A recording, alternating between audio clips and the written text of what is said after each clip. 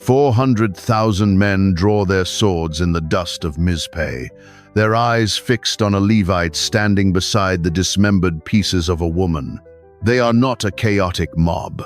They are the 11 united tribes of Israel, gathered in perfect, terrifying agreement to punish the 12th. But look at the math of what is about to happen. 400,000 righteous soldiers are about to march against 26,000 men of Benjamin to execute justice for an unspeakable crime. It should take one afternoon. Instead, the Lord will explicitly command the righteous to attack, only to watch them be inexplicably, systematically slaughtered by the guilty. See the scene. Listen to the King James translation of Judges chapter 20, verses 1 and 2. Then all the children of Israel went out, and the congregation was gathered together as one man, from Dan even to Beersheba, with the land of Gilead, unto the Lord in Mizpeh, 400,000 footmen that drew sword. Stop right there. The first-century Jewish historian Flavius Josephus, in his Antiquities of the Jews, records the sheer cultural shock of this assembly. Josephus writes that the tribes sent messengers to Benjamin, demanding they hand over the perpetrators, the children of Belial, in the city of Gibeah, so the assembly could put them to death and burn the evil out of Israel. It was a demand required by the ancient law. But the sons of Benjamin refuse. They choose blood over justice. They choose their own criminals over the covenant of their fathers. 26,000 Benjamites strap on their weapons, stepping out of their cities to meet the massive coalition. Read that again. One tribe declaring war on the other 11. Look closer at the text. The scripture pauses to note a strange, hyper-specific detail about the men of Gibeah. 700 of them are chosen out. They are left-handed, and every one can sling a stone at a hair breadth and not miss. This is not just a local militia. This is a highly specialized, lethal strike force holding the high ground. Picture it. An ocean of infantry stretching across the horizon, carrying the moral high ground, standing against a fraction of their own bloodline. The 11 tribes are so confident in their righteousness, so certain of their impending victory, that they do not even ask God if they should go to war. They only go up to the house of God at Bethel to ask who should be the first to march. God answers them directly. Judah shall go up first. The march toward Gibeah begins. The swords are drawn. The air is thick with the promise of divine retribution. None of these 400,000 men know that this war will not end in a swift execution. It will end months from now, in the dark, with 600 starving survivors clinging to the desolate, cavernous limestone walls of the Rock of Rimmon. But today, they only see the walls of Gibeah. The men holding the moral high ground, the men who wept over the brokenness of their nation, are walking straight into a trap they cannot comprehend. 40,000 of them will not come back. The slaughter of the righteous at the hands of the guilty is a paradox that fractures the basic rules of biblical justice. How does God authorize a holy vanguard only to feed the holy to the wicked? The sun rises over the hills of Gibeah, catching the bronze armor of the men of Judah. They hold the moral high ground, the overwhelming numbers, and the explicit direction of the Lord. They march toward the city gates expecting a rapid, surgical execution of justice. Watch what the text does. Instead of a defensive siege, the gates of Gibeah swing open. The men of Benjamin do not hide behind their walls. They pour out into the valley, 26,000 warriors against 400,000, and they turn the battlefield into an absolute slaughterhouse. Listen to the stark, unflinching record of Judges chapter 20, verse 21. And the children of Benjamin came forth out of Gibeah, and destroyed down to the ground of the Israelites that day 22,000 men. Stop right there. 22,000 men of the righteous coalition dead in the dirt. The lethal left-handed slingers of Benjamin rainstones. from the high ground with terrifying precision. The men of Belial, the defenders of a horrific crime, are victorious.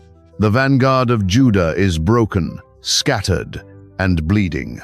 Sit with that.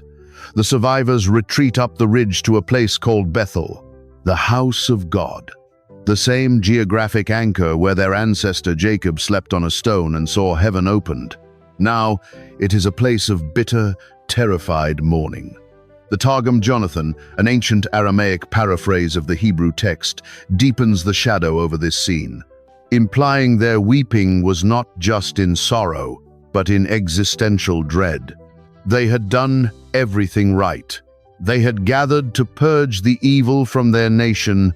They had sought the oracle of God. God commanded Judah to go up, and God let Judah be decimated.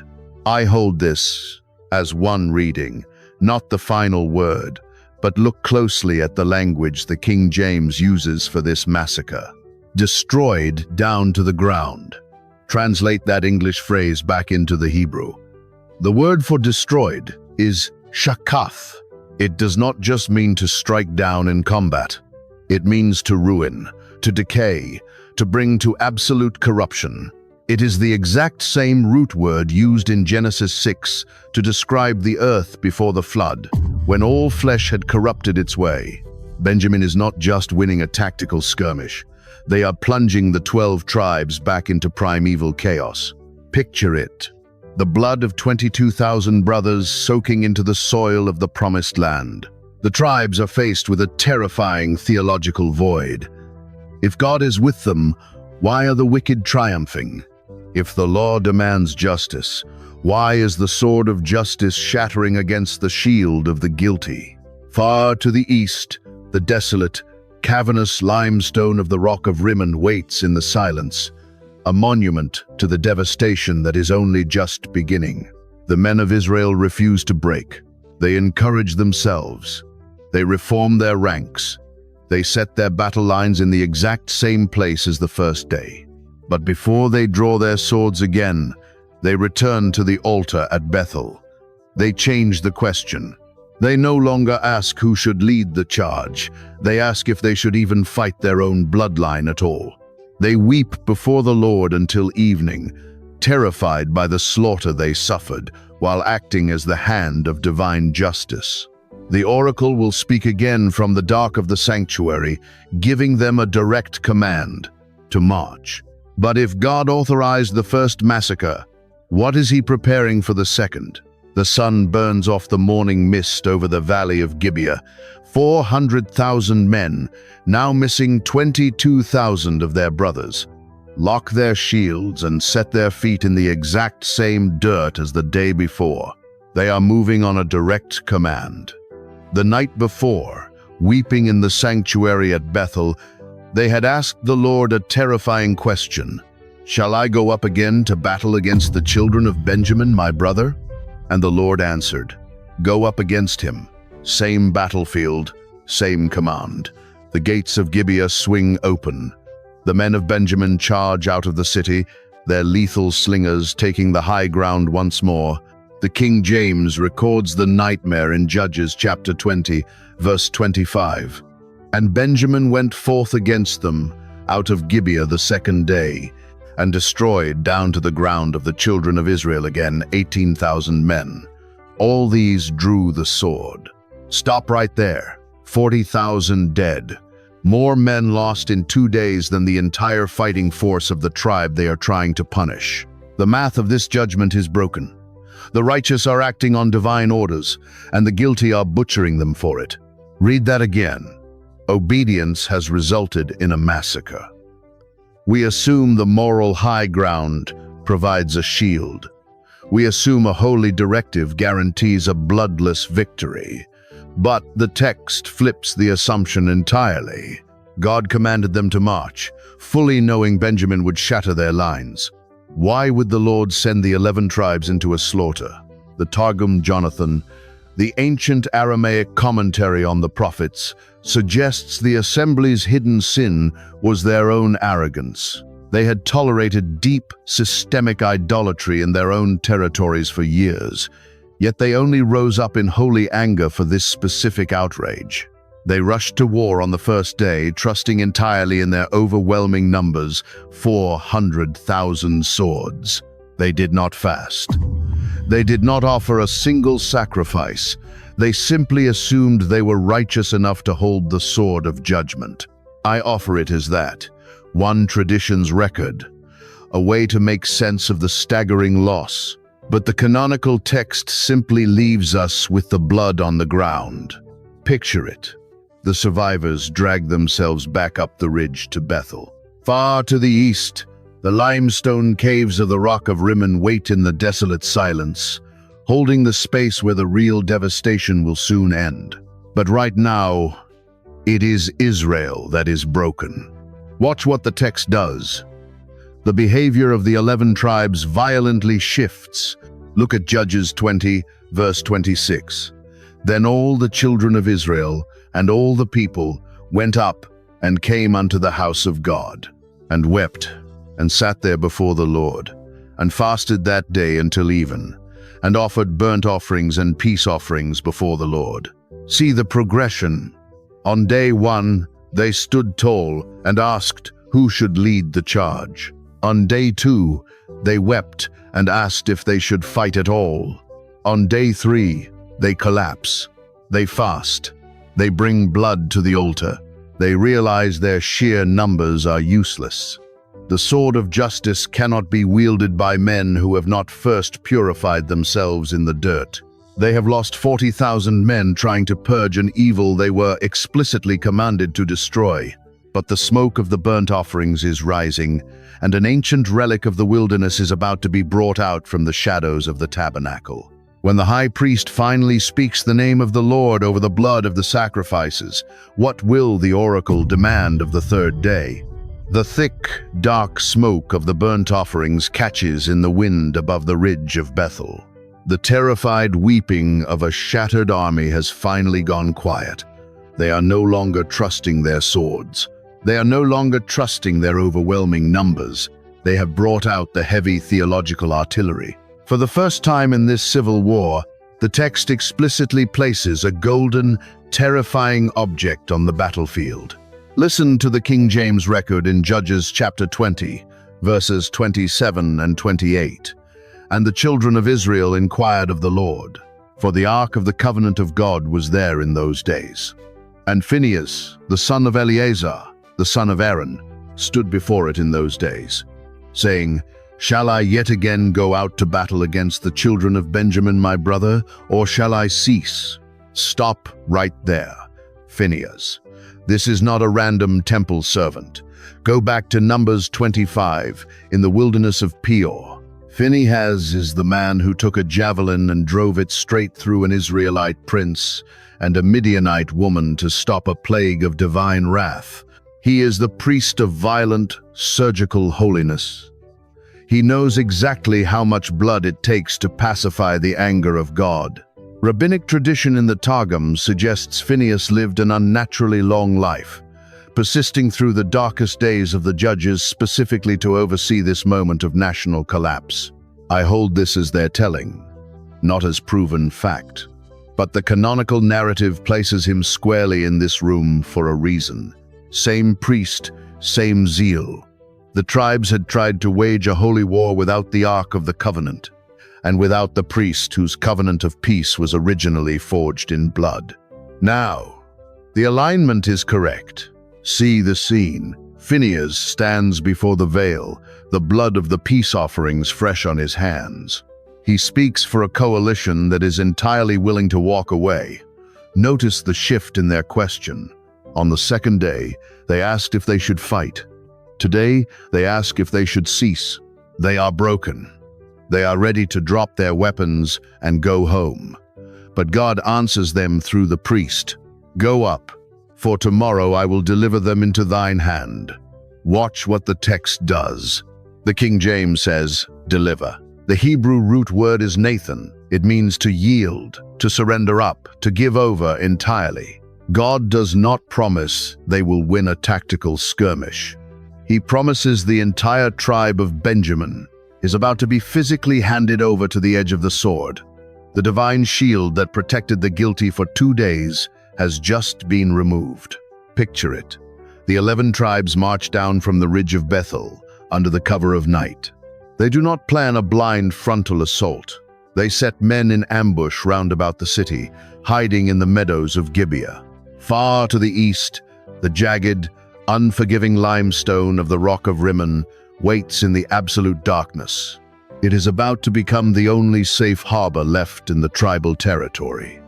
The trap is set in the dirt, but when the men of Benjamin charge out of the gates for the 3rd time, what kind of fire will it take to break their unbreakable lines? Dawn breaks over the valley of Gibeah as 10,000 chosen men of Israel step out into the open, offering themselves as bait. They draw their swords and march straight toward the city gates, looking exactly like the vanguard that was butchered twice before. The men of Benjamin do not hesitate. They surge out of their stronghold, hungry for a 3rd massacre, completely unaware that the battlefield has fundamentally changed. Listen to the King James translation in Judges chapter 20, verse 32. And the children of Benjamin said, "They are smitten down before us, as at the first. But the children of Israel said, Let us flee, and draw them from the city unto the highways." Stop right there. This is not a chaotic retreat. It is a calculated, terrifying repetition of history. Turn back to the book of Joshua, chapter 8, at the ruins of Ai. Joshua used this exact same tactical deception to annihilate a Canaanite stronghold. Same bait, same trap. The 11 tribes are no longer treating Benjamin like a brother needing correction. They are treating Benjamin like a Canaanite infection marked for total divine eradication. Picture it.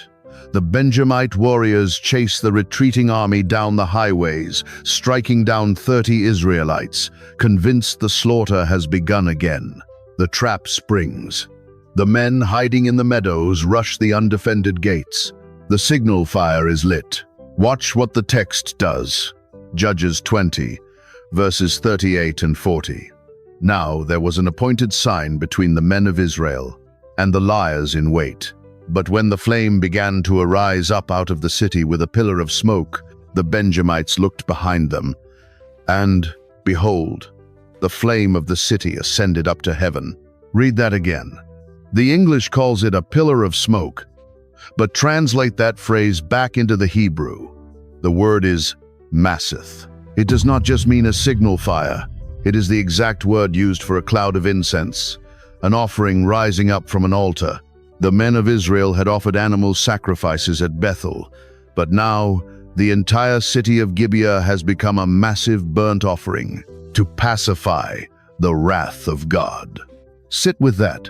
The ancient Jewish historian Josephus records that when the men of Benjamin saw the smoke, their courage utterly dissolved, realizing they had been lured into a cage of swords. I offer it as that, one tradition's record, but the canonical text confirms the absolute, paralyzing terror of the moment. They are caught between the burning city and the 400,000 men who have suddenly stopped retreating. The King James says the men of Israel turned again, and the men of Benjamin were amazed, for they saw that evil was come upon them. It is an absolute reversal. The men who held the high ground are crushed. The lethal left-handed slingers never get the chance to set their lines. They break and run toward the wilderness. But there is nowhere to run. The coalition closes the net. 25,100 men of valor are cut down in the dirt before the sun sets. An entire patriarch's lineage, systematically erased in a single afternoon. Only a tiny, desperate fraction of the tribe breaks through the lines, sprinting frantically toward the desolate, unforgiving geography of the eastern wilderness. Far ahead of them, the jagged limestone caves of the Rock of Rimmon wait in the shadows. It is the only fortress left that the flames cannot reach. The invincible army of Benjamin is now nothing but a trail of blood leading into the desert. The coalition is about to hunt down the survivors, unaware of the terrifying void their victory is creating. How do 600 hunted men survive a nationwide execution order when the wilderness itself offers nothing but stone? Dust chokes the eastern trade routes as a shattered remnant of warriors sprints toward the deep wilderness. They are not retreating to regroup. They are running for absolute, desperate survival. The swords of the coalition are at their backs, cutting down stragglers by the thousands along the highways. They pass a place the text calls Gidom, a name that means cutting down, leaving a trail of bodies in the dirt. They are running out of map. Listen to the grim arithmetic of the King James in Judges chapter 20, verse 47. But 600 men turned and fled to the wilderness, unto the rock Rimmon, and abode in the rock Rimmon 4 months. Stop right there. 600 men, out of 26,000 warriors, out of an entire tribal territory, this is all that is left of the bloodline of Benjamin. Picture it. The rock of Rimmon is not just a boulder. It is a massive, cavernous geographical fortress of white limestone jutting out of the desolate terrain, east of Bethel. It sits like an island in a sea of barren rock, offering no food, no water, and no comfort. It offers only steep elevation and defensive silence. The survivors claw their way up the cliffs, crawling into the deep fissures, and turn to look back at the horizon. From this high ground, they can see the smoke of their own destruction rising from their tribal inheritance. Watch what the text does. The men of Israel do not stop at the edge of the battlefield. The bloodlust has entirely overtaken the original mandate of justice. Judges chapter 20, verse 48, records a horrifying, unrestrained escalation of the war. And the men of Israel turned again upon the children of Benjamin, and smote them with the edge of the sword, as well the men of every city, as the beast, and all that came to hand. Also, they set on fire all the cities that they came to. Read that again. They do not just kill the fleeing warriors, they kill the beasts. They burn the empty cities. They put the women and the children to the sword. Translate the action back into the Hebrew concept of Sherem, the terrifying ban of utter destruction. This is the exact divine protocol commanded for Jericho, a city of total pagan darkness. The 11 tribes are treating the territory of Benjamin as if it is infected Canaanite ground that must be completely sterilized with fire and iron. Same protocol, same devastation. The ancient Jewish historian Josephus notes the savage fury of the Israelites in this moment, slaughtering without pity because of the blind rage of the battlefield. I hold this as his telling, not as the final word, but the canonical biblical text leaves absolutely no room for survivors outside of those limestone caves. There are no Benjamite women left. There are no Benjamite children crying in the ruins. The tribe of Benjamin has been reduced to a ghost. The 12 pillars of Israel are now only 11. The smoke of the burning cities drifts east, curling around the limestone walls, where 600 starving men hide in the shadows. The coalition has achieved its righteous vengeance, but the ashes of their victory are about to choke them. The fire has burned itself out, leaving a terrifying theological void in the covenant family. As the adrenaline fades, the 11 tribes realize their holy war just wiped a patriarch off the map. How will a nation bound by an unbreakable blood oath resurrect a tribe they just spent 4 days trying to erase? The smoke of 20 cities settles into the valleys of Benjamin, and the victorious coalition marches back up the ridge to the house of God at Bethel. They are not singing the songs of triumph. They do not carry the spoils of war. They collapse on the floor of the sanctuary. Look at the empty space where the 12th tribe used to stand, and they begin to weep violently for the very men they just slaughtered. Listen to the King James record in Judges chapter 21, verses 2 and 3. And the people came to the house of God, and abode there till even before God, and lifted up their voices, and wept sore, and said, O Lord God of Israel, why is this come to pass in Israel, that there should be today one tribe lacking in Israel? Stop right there. Read that again. Why is this come to pass? God did not strike Benjamin with fire from heaven. The men weeping at the altar are the ones holding the bloody swords. The men weeping at the altar just burned the Benjamite women and children to ash. But the blind adrenaline of holy war has finally broken, leaving behind a terrifying existential void. Translate the English word tribe back into the Hebrew text. The word is shevet. It means a rod, a staff, a living branch extending from a root tree. The 12 branches were meant to uphold the covenant. The 11 tribes just took an axe and violently snapped off a foundational branch of their own ancestry. Same covenant, shattered family. Go back to Genesis 35. Benjamin was the last son of Jacob. His mother Rachel died screaming in childbirth on the road to Bethlehem. She named him the son of her sorrow, but his father named him the son of the right hand. He was the protected one, the beloved of the patriarchs. Now, his brothers have annihilated his bloodline. Picture it. 4 months pass in absolute, paralyzing grief. Across the eastern desert, the white limestone of the Rock of Rimmon stands in total silence. 600 men are trapped inside its deep fissures. They are not fighting anymore. They are just waiting to go extinct. Because even if they leave the rock, there are no women left to rebuild the branch. Why do the 11 tribes not simply welcome them back, send them wives, and rebuild the ruins? Watch what the text does. The trap was set before the first sword was ever drawn. Look at Judges 21, verse 1. Now the men of Israel had sworn in Mizpeh, saying, There shall not any of us give his daughter unto Benjamin to wife. Sit with that, a blood oath, sworn before the Lord in the heat of righteous anger. In their zeal to cut out the men of Belial, they locked themselves into a theological death trap.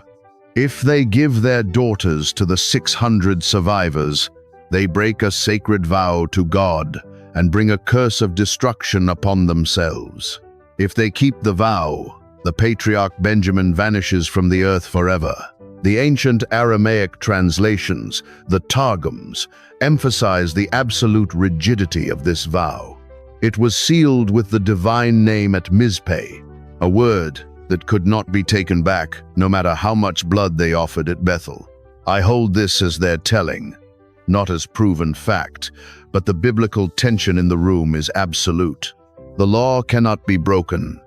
The vow cannot be retracted. The branch is severed. The oath is locked. And the 600 men shivering in the limestone caves are running out of time. The weeping coalition realizes that to save the guilty from extinction, they must find a community that never swore the oath at Mizpeh. What kind of violence will the righteous unleash on their own people to manufacture a loophole in the law of God? The tribal elders stand in the camp at Bethel, running their fingers down the muster lists from the assembly at Mizpeh. They are not looking for warriors. They are hunting for a technicality. They remember a second vow spoken in the heat of the gathering, a vow that had nothing to do with the daughters of Israel. Listen to the King James translation in Judges chapter 21, verse 5. For they had made a great oath concerning him that came not up to the Lord to Mizpeh, saying, He shall surely be put to death. Stop right there. If a city did not show up to the original assembly, they did not swear the first oath withholding their daughters. They are free from the curse. But the penalty for skipping the holy war is total execution. The elders do the math, and the math is horrific. To resurrect the tribe of Benjamin, the coalition must systematically annihilate another Israelite city. They scan the records. They find one location that sent 0 men to the battlefield, Jabesh Gilead, a remote settlement far east. across the waters of the Jordan River. The first-century historian Flavius Josephus explains that the men of Jabesh-Gilead simply ignored the summons, treating the tribal civil war as a dispute that did not concern them in their isolation across the water. I offer it as that, one tradition's record. But their neutrality is about to cost them their existence. Picture it. 12,000 of the coalition's most violent men of valor are dispatched with a terrifying set of orders. They march out of Bethel, cross the Jordan, and surround the unsuspecting city. Watch what the text does. To save a tribe from extinction, the righteous coalition commits the exact same atrocity they went to war to punish. Read Judges 21, verses 10 and 11. Go and smite the inhabitants of Jabesh-Gilead with the edge of the sword, with the women and the children. And this is the thing that ye shall do. Ye shall utterly destroy every male and every woman that hath lain by man. Read that again. They are butchering Israelite mothers. They are putting Israelite children to the sword. They are sterilizing an entire city, burning it down to the foundation, solely to harvest the virgin daughters. The moral compass of the nation is completely shattered. They are no longer acting as the holy instruments of God. They are manufacturing a blood-soaked loophole to escape the trap of their own rash words. Same zeal, same devastation. The 12,000 men of valor returned to the camp, with 400 traumatized young women pulled from the smoking ruins of their homes. Far out in the eastern desert, the white limestone of the Rock of Rimmon finally breaks its silence. Peace messengers arrive at the base of the cliffs. The 600 starving survivors of Benjamin climb down from the caves. They walk into the camp of the men who slaughtered their families, and they are handed the terrified daughters of a slaughtered city. Reading, not inventing.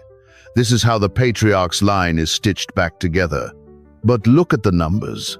400 women of Jabesh-Gilead, 600 surviving men of Benjamin. Sit with that. The violent math of the loophole falls short. After annihilating a city, 200 men of Benjamin are still staring at a void. The oath of Mizpeh still blocks the rest of Israel from handing over their daughters. If those 200 men die without heirs, the tribe remains eternally fractured. The blood of Jabesh-Gilead bought survival for 2/3 of the broken tribe, but the vow of Mizpeh still blocks the remaining 200 from finding a wife. The elders will not order another massacre, so they must design an ambush inside the house of God itself. When the daughters of Shiloh step out into the vineyards to dance before the Lord, what is waiting for them in the vines? The summer harvest moon rises over Shiloh, where the tabernacle of the Lord sits surrounded by terraced vineyards. 200 desperate, unmarried men of Benjamin lie flat in the dirt between the vines. Their breathing slow, their eyes fixed on the path leading out of the sanctuary. They are not here to worship, they are here to hunt. The tribal elders have hit a theological wall. They cannot legally give any more daughters to the remaining 200 men of Benjamin, because of the blood oath sworn at Mizpeh. But the elders have found a horrifying semantic loophole. If Benjamin steals the women, the fathers of Israel never officially gave them away. Watch what the text does. The leaders of the nation orchestrate an abduction in the very shadow of the house of God. Listen to the King James record in Judges chapter 21, verses 20 and 21. Therefore they commanded the children of Benjamin, saying, Go and lie in wait in the vineyards, and see and behold, if the daughters of Shiloh come out to dance in dances. Then come ye out of the vineyards, and catch you every man his wife of the daughters of Shiloh, and go to the land of Benjamin. Stop right there. Look at the English word catch. Translated back into the Hebrew text, the word is chataf. It does not mean to court, to propose, or even to rescue. It is a predatory verb. It means to seize violently, to snatch away like a beast taking prey. It is the exact word used in the Psalms to describe a lion catching the poor in its teeth. Same word, same violence. The later rabbinic writings in the Talmud identify this specific festival as the 15th of Av, a day when the unmarried women would go out into the vineyards in borrowed white garments, so no one could tell who was rich and who was poor.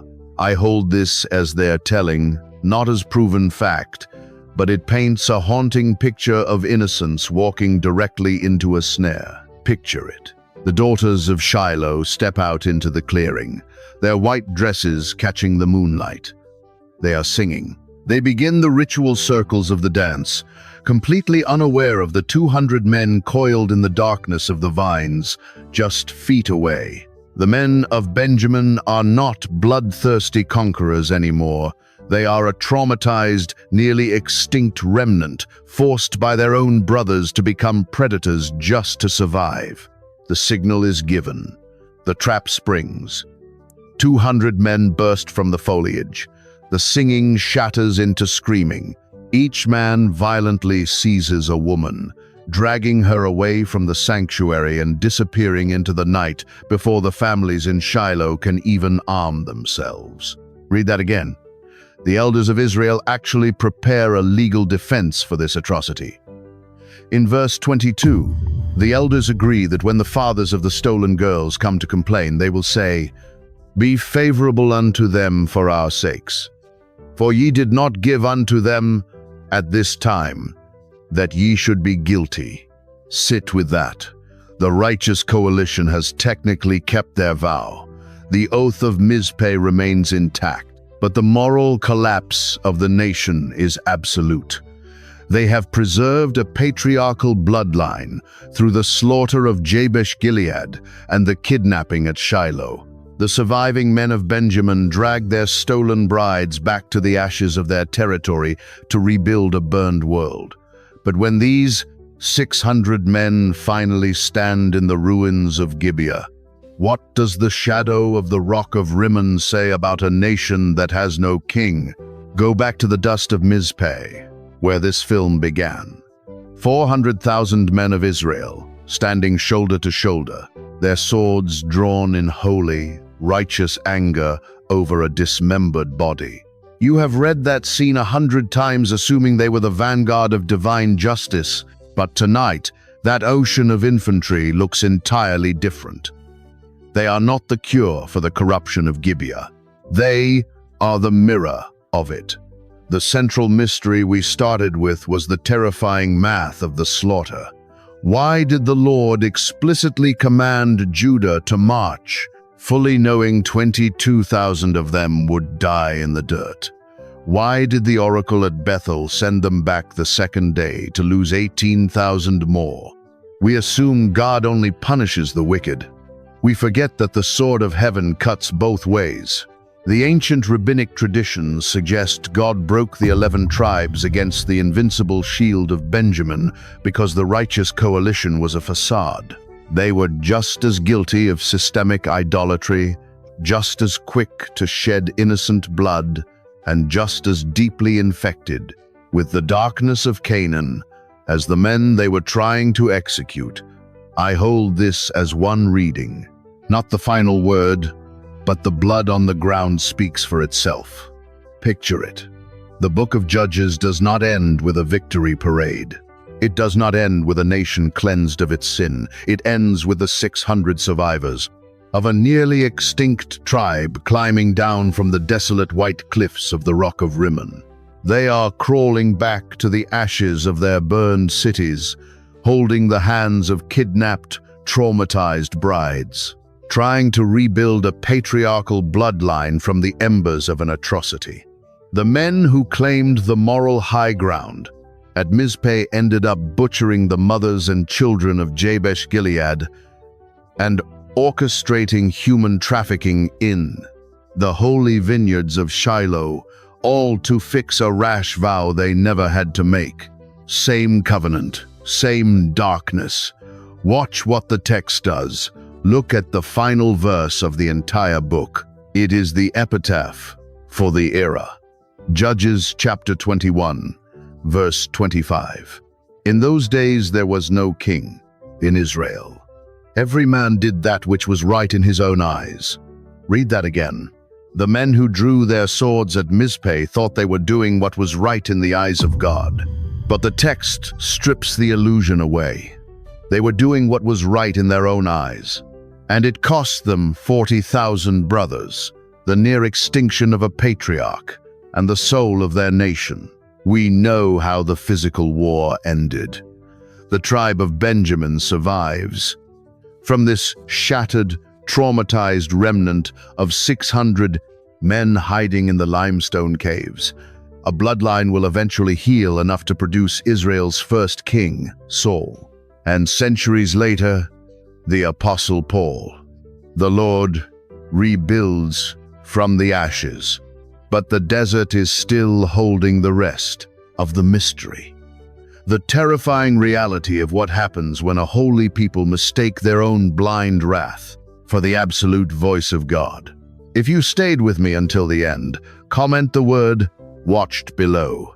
Subscribe to the channel so we can keep opening these forgotten texts together, and send this to one person who loves biblical history but has never heard the dark truth of the Rock of Rimmon. The sword of justice is always heaviest for the man who insists on holding it.